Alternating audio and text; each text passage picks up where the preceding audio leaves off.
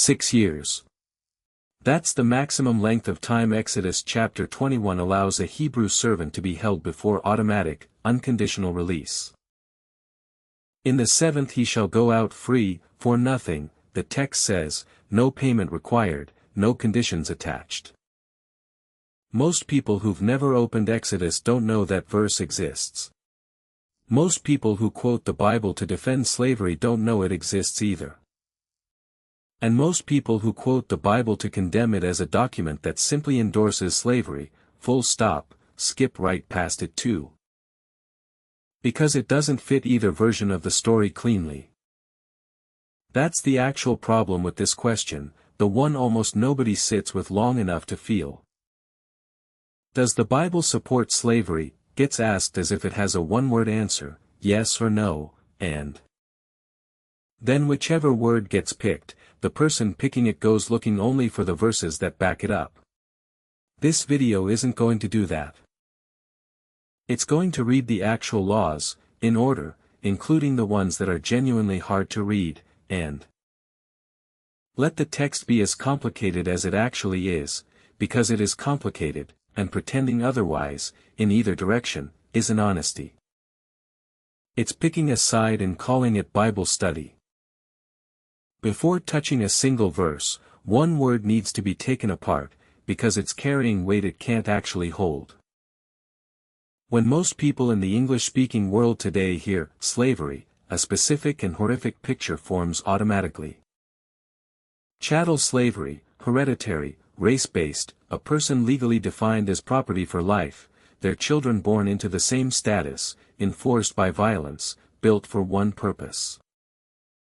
Extracting free labor at maximum scale. That picture is accurate. It's also historically very recent, and very specific, and it is not the only thing the word slavery has ever meant. The Hebrew word most often translated slave or servant, Eved, covers a much wider range of real, documented arrangements in the ancient Near East. A debtor working off what he owed, a war captive, a foreigner who'd sold himself into a household service to survive a famine, and yes, in some cases, something closer to what a modern reader means by the harsher word.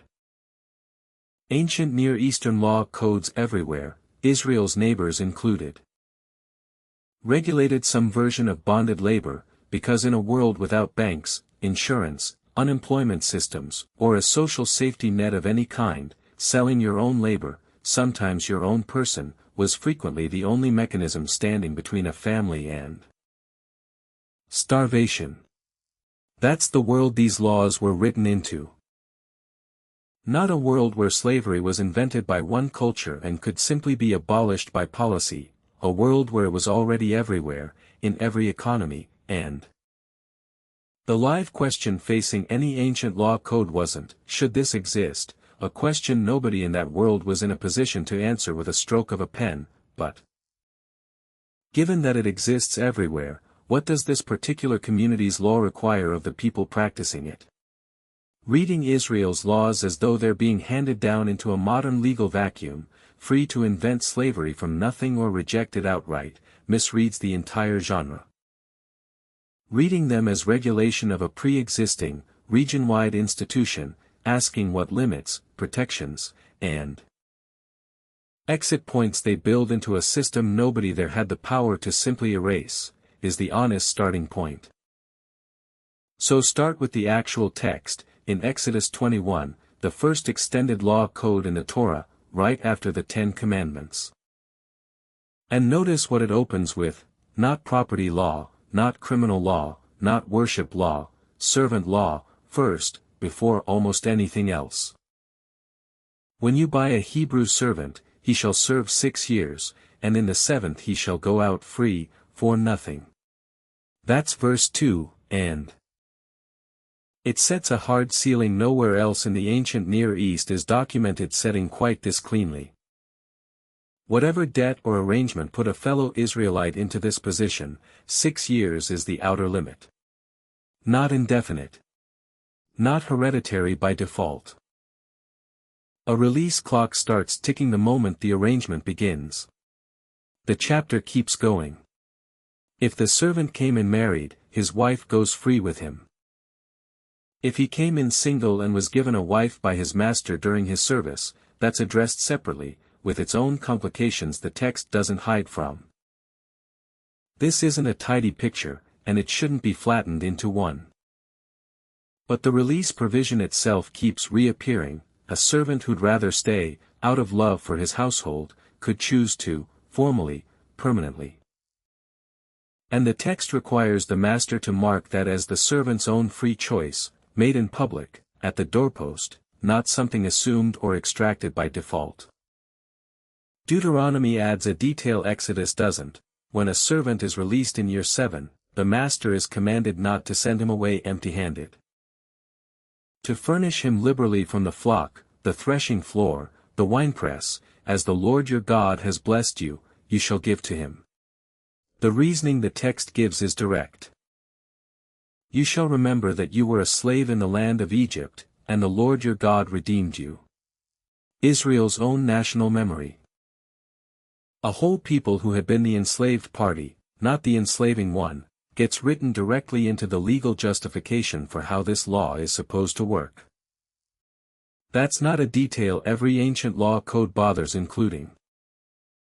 Here's the verse that gets skipped past constantly, on both sides of this argument, and it shouldn't be. Because it directly answers a specific version of the question this video is asking. Exodus 21, verse 16, whoever steals a man and sells him, and anyone found in possession of him, shall be put to death. Not fined. Not required to pay compensation. The death penalty, the same maximum penalty the text assigns to premeditated murder. For the specific act of kidnapping a person to sell them into slavery, and for anyone caught holding a person obtained that way. Sit with what that law is actually doing. Chattel slavery as it operated in later history, including, centrally, the transatlantic slave trade invoked constantly whenever this Bible question comes up, ran on exactly this mechanism: people kidnapped and sold as property. Exodus 21, verse 16, criminalizes that mechanism directly, at its maximum legal severity, in the same chapter that regulates debt servitude among Israelites. Whatever this text is doing with the servant laws in the rest of the chapter, it is simultaneously and explicitly outlawing person trafficking, by name, with the harshest penalty the law code has. A single chapter doing both of those things at once is not a chapter with one simple position on slavery. It's a chapter distinguishing between different things the English word slavery flattens into one. Move to Deuteronomy 23, verses 15 and 16, because this is the law that should stop anyone treating this as a simple yes or no question. You shall not give up to his master a slave who has escaped from his master to you. He shall dwell with you, in your midst, in the place that he shall choose within one of your towns, wherever it suits him.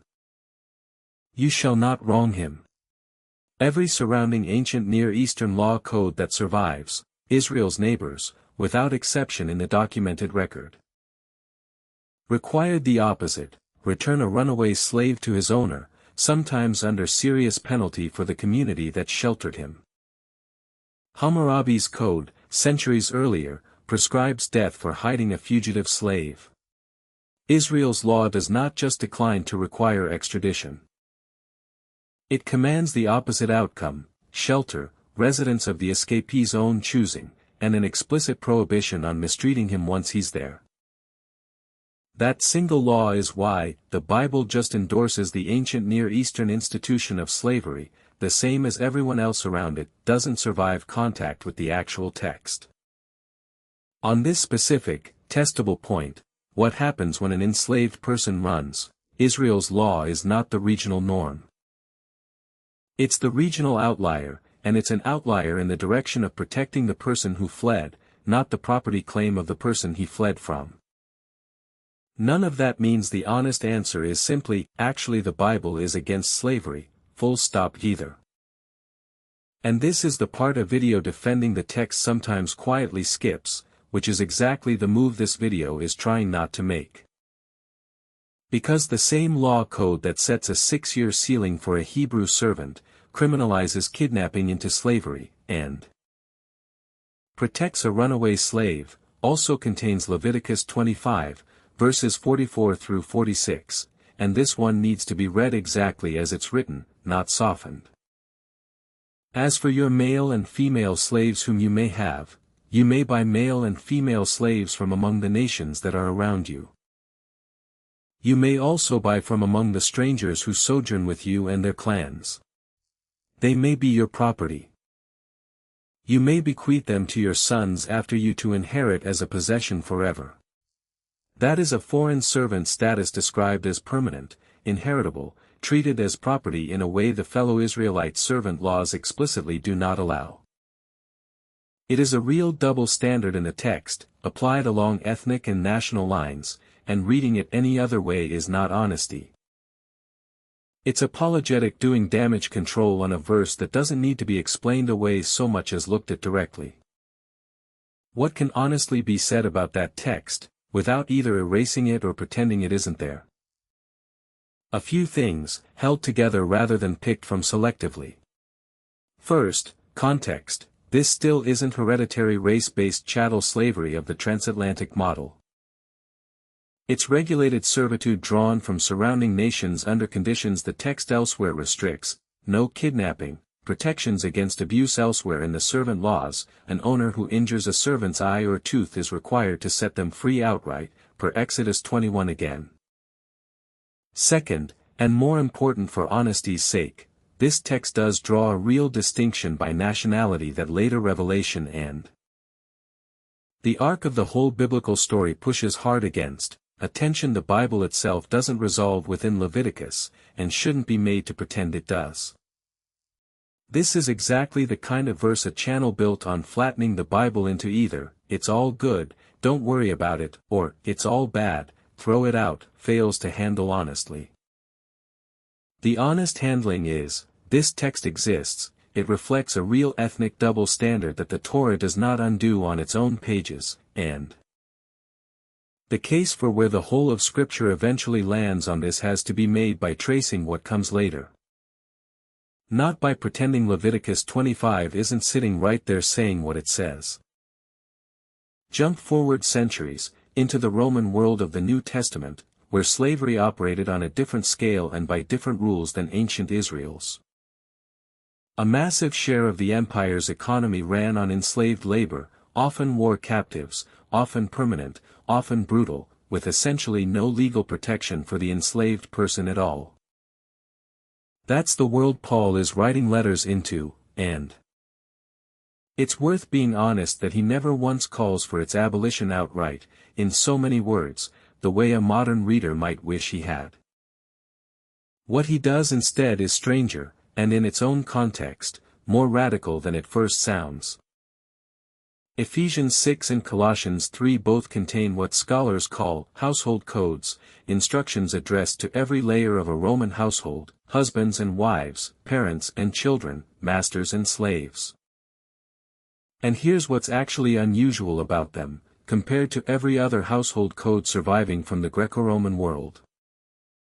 Paul addresses the enslaved person directly, as a moral agent with his own obligations and his own dignity, not merely as property being instructed through his owner. Bondservants, obey your earthly masters, rendering service with a good will, as to the Lord and not to man, knowing that whatever good anyone does, this he will receive back from the Lord. And then, in the very next breath, addressed to the master. Do the same to them, and stop your threatening, knowing that he who is both their master and yours is in heaven, and there is no partiality with him. No surviving Roman household code of the period addresses a slave as a person to be spoken to in the first place, let alone tells the master he answers to the same heavenly authority his slave does, on equal footing, with the specific added instruction to stop threatening him. That's not abolition. It's something else, a direct claim, planted inside the existing structure, that master and slave stand as equals before God, which is a very different foundation than the one Roman slavery was built on. The clearest single piece of evidence for what Paul actually thought, in practice, isn't a theological household code. It's a short, personal letter to a man named Philemon, about a specific enslaved man named Onesimus. Onesimus had belonged to Philemon, apparently ran away, possibly having wronged him on the way out, the letter hints. And somewhere along the way encountered Paul, in prison, and became a Christian.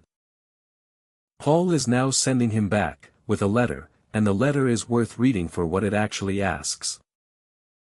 Paul could have simply ordered Philemon, as an apostle with real authority in these churches, to free Onesimus outright.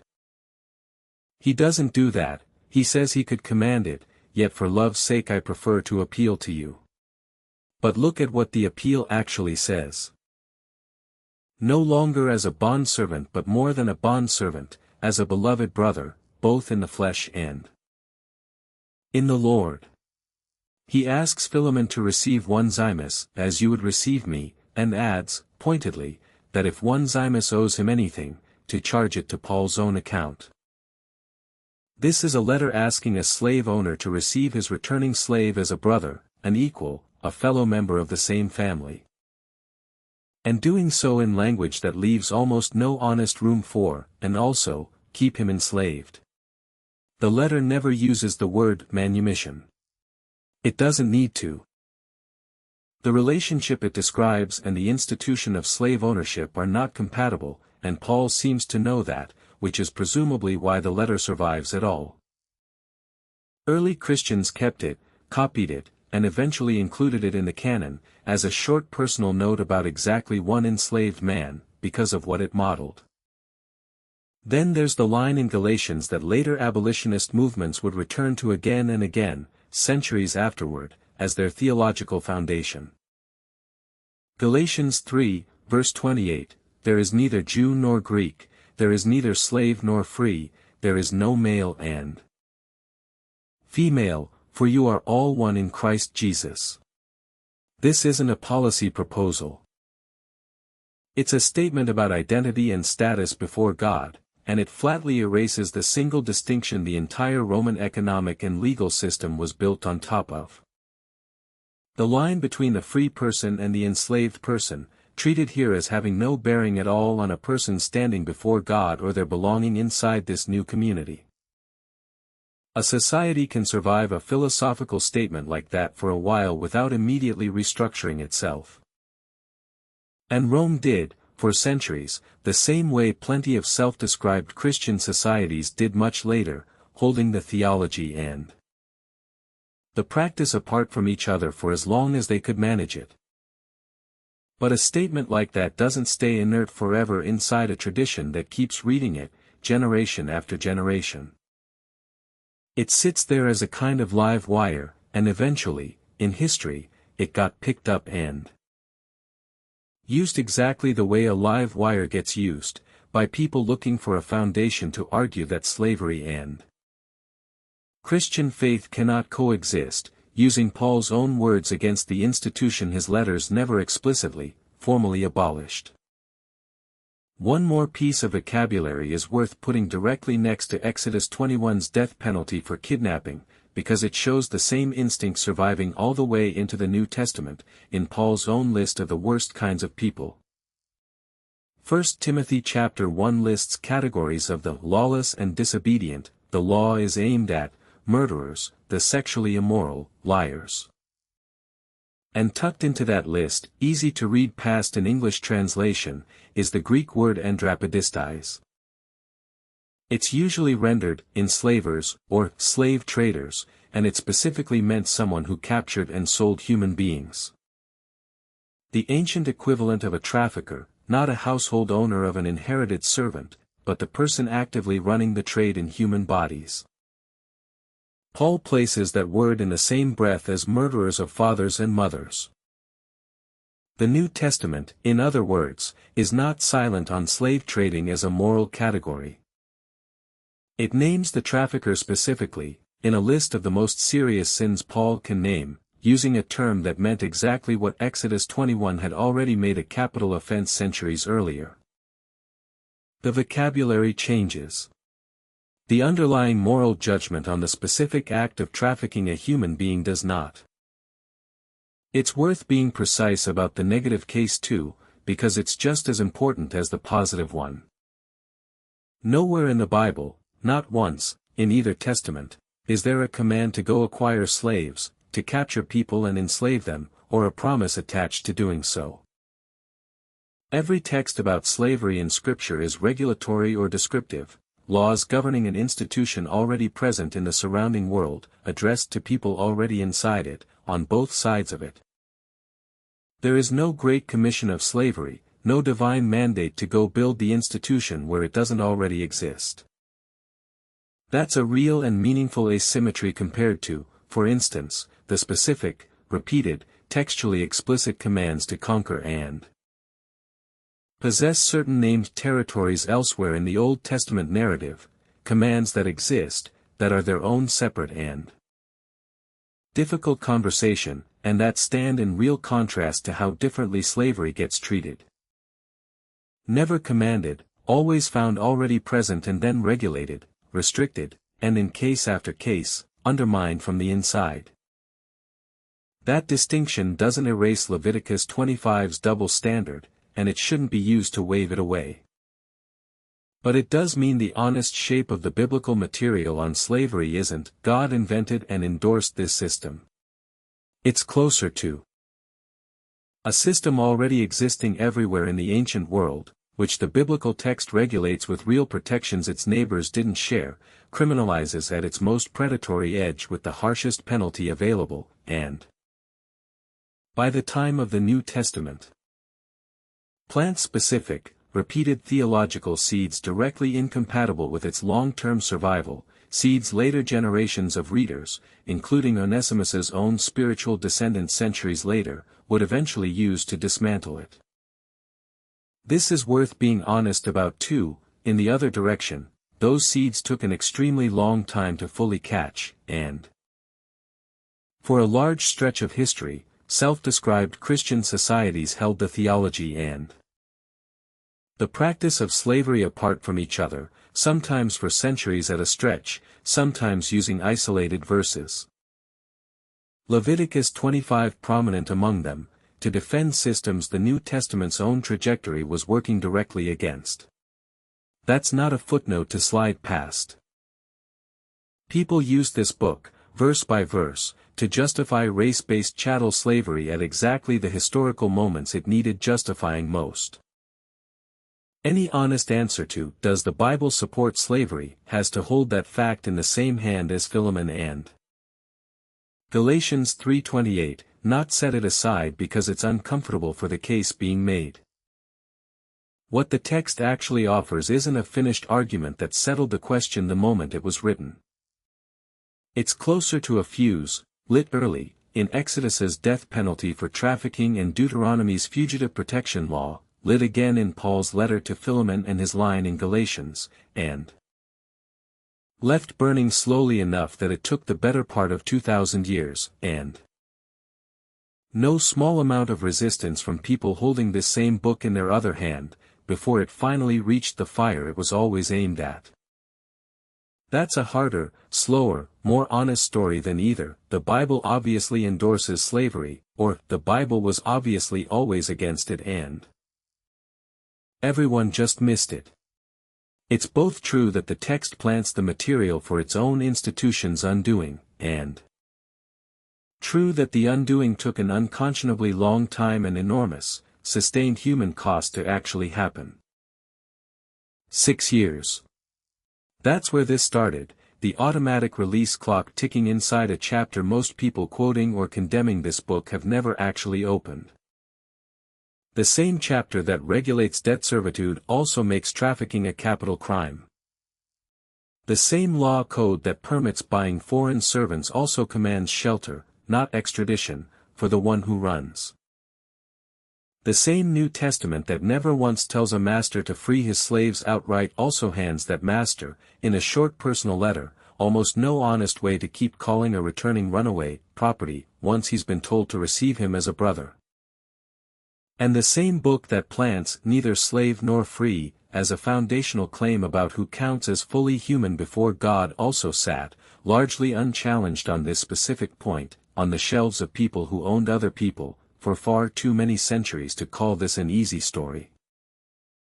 The honest answer to, does the Bible support slavery, was never going to fit on a bumper sticker, and any answer that does fit on one is leaving out exactly the parts of the text that make it worth actually reading. What's actually there is a document written into a world that already had slavery everywhere, regulating it with real protections its neighbors refused to grant, criminalizing its most predatory form outright, and by its final pages, quietly handing later readers everything they'd eventually need to argue that the whole system had to go. A fuse, not a finished fire, but a fuse that was there from the first law code onward, for anyone reading closely enough to find it.